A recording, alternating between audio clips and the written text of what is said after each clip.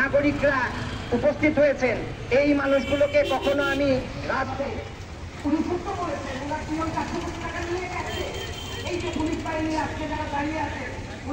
হয় যে আজকে সারাদিন আপনি কাদেরকে পিটিয়েছেন, কাদের সাথে আপনি দুর্ব্যবহার করেছেন। এটা বলে আমি জানি যে আমার কথা হয়তো কারো কাছে পৌঁছাবে না। মানুষের কথা যারা শুনে সিদ্ধান্ত নেবেন তাদেরকে শোনার সুযোগ করে দিতে হবে।